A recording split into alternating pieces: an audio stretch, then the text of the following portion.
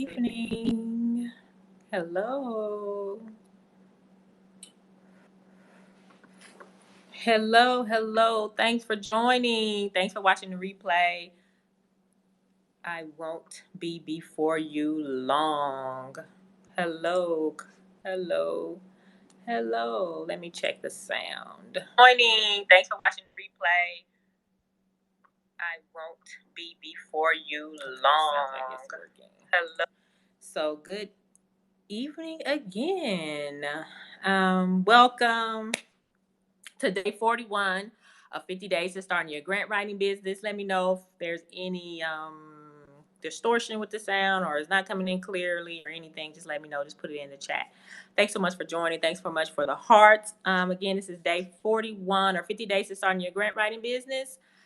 And we've been going strong for 41 days. Some of y'all have been here since the beginning and some that are just joining. So thank you so much for being here. This is 50 days to starting your grant writing business. I've been sending out tips, tools, and resources to help you get started and the best ways to do so. Good. So everything is good. Good. Thanks for letting me know. You can sign up to get additional information at junefirstfirm.com. The link is in my bio. So just drop in your email list and you'll be right on the list. We've been talking about a number of different topics, business expenses, how to attract the clients of your dream, and just ways to get started. So make sure you sign up and join. So thanks for all those that are here. I know waiting on President-elect to speak. Thanks for letting me know. Thanks for putting that in the chat. I was just watching the news. I'm in the DC area, so people were out and celebrating and very happy. People were getting out of their cars and dancing. So my advice, just remember this day. That's what I want to say. Remember this day that everyone is not everyone, some people aren't happy, but those that are happy and rejoicing, just remember this day. Keep this day in your mind and all the excitement and those that are rejoicing. I would just pause to say that. So again, welcome to day 41, 50 days to starting your grant writing business. We've again talked about a number of different topics. Please check out those replays. Day 1 to day 40, all different topics to help you get started. I started 5 years ago just to help you navigate so that you don't make the same mistakes that I did. I was just figuring things out. I was going along. So I really wanted to provide some tips, tools, and resources to help you navigate that. This is a perfect time to get started, especially during this COVID time. Nonprofits are way more open to bring on consultants, hire grant writers. They don't even have to be locally anymore. Like I'm helping organizations in other states. They're way more open to, of course, bringing on contract workers, consultants than they were, of course, when I got started 5 years ago, or even just a year ago when things were much different. So great time to get started. Check out the replays. Today's day 41, and I wanted to talk about I was trying to figure out the best way to say this. When you submit a strong proposal for review to a client and they basically just red mark or tear up your work, it's what I call the ambiguity of a strong proposal, or what's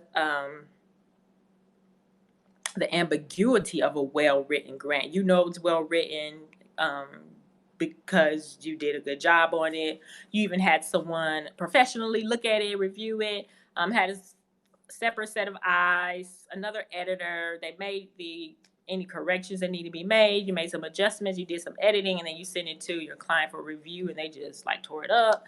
And they just always have something to say. Even when you incorporate their edits for a future proposal, they still make edits or just complain a lot, for lack of better terminology. So just ways to navigate that is when you're doing your proposals, putting those together, track changes or Word comments in the actual Microsoft Word, or if you're using Word in Google Drive, whatever it's called, Google Docs, and you can leave comments. You can just make a note and say this is incorporated from your prior edit. I'm incorporating this based on the feedback that you're giving, and always point everything back to what they told you to do. I even know some people that have done that and they still had something to say. So that's why it goes back to interviewing clients, knowing the type of people that you're going to be working with, really mapping out your dream client. Because when you put that out there and you're really marketing yourself with the language of your dream client and what you want, you will attract that. So that's why it's so important to do that work up front.